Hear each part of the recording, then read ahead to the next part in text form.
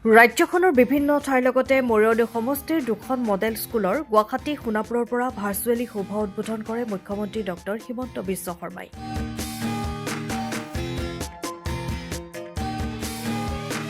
উত্তৰ পূব বিশেষ আন্তঃগাঁথনি উন্নয়ন আঁচনি, উত্তৰ পূৰ্বাঞ্চলৰ বাবে প্ৰধানমন্ত্ৰীৰ উন্নয়নমূলক পদক্ষেপ আৰু গ্ৰাম্য আন্তঃগাঁথনি পুঁজি ২৯ৰ অধীনত ৰাজ্যখনৰ ৬৭টি মডেল স্কুলৰ আনুষ্ঠানিক শুভ উদ্বোধন আৰু গ্ৰাম্য আন্তঃগাঁথনি উন্নয়ন পুঁজিৰ দ্বাৰা ৬১খন বিদ্যালয়ৰ শিলান্যাস ভাৰ্চুৱেলি উদ্বোধন কৰে গুৱাহাটী সোণাপুৰৰ পৰা মুখ্যমন্ত্ৰী ডক্টৰ হিমন্ত বিশ্ব শৰ্মাই। মৰিয়নি সমষ্টিৰ নকছাৰী উচ্চতৰ মাধ্যমিক বিদ্যালয় আৰু চেলেংঘাট উচ্চতৰ মাধ্যমিক বিদ্যালয়ৰো শুভ উদ্বোধন কৰে।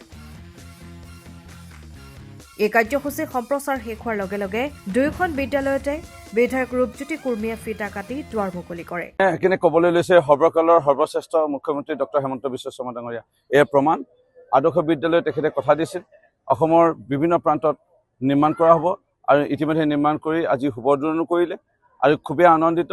আৰু বিশেষভাৱে মৰিয়নি সমষ্টিৰ দুখন বিদ্যালয় ইতিমধ্যে প্ৰস্তুত হ'ল আৰু কেইখন বিদ্যালয়ৰ নিৰ্মাণ কাৰ্য চলি আছে। এটা সময় এনে লাগিব যে আমি বিদেশৰ যিটো শিক্ষাদান বা পৰিৱেশ বা অসমৰ বাহিৰৰ ৰাজ্যত যিটো পৰিৱেশ আছিল এই পৰিৱেশ এতিয়া অসমত সূচনা হৈছে। মুখ্যমন্ত্ৰী ডক্টৰ হিমন্ত বিশ্ব শৰ্মা ডাঙৰীয়াক অশেষ কৃতজ্ঞতা জনাইছোঁ।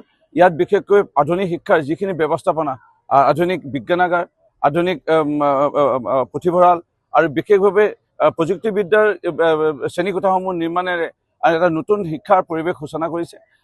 মাননীয় মুখ্যমন্ত্ৰী ডক্টৰ হিমন্ত বিশ্ব শৰ্মা ডাঙৰীয়াক পুনৰবাৰ মৰিয়নি সমষ্টিৰ বিধায়ক হিচাপে ৰাইজৰ হৈ পেলাই ধন্যবাদ কৃতজ্ঞতা জ্ঞাপন কৰিছোঁ। সময়ৰ খবৰ সময়ত পাবলৈ ফ'ল' কৰক টাইম অফ আছাম।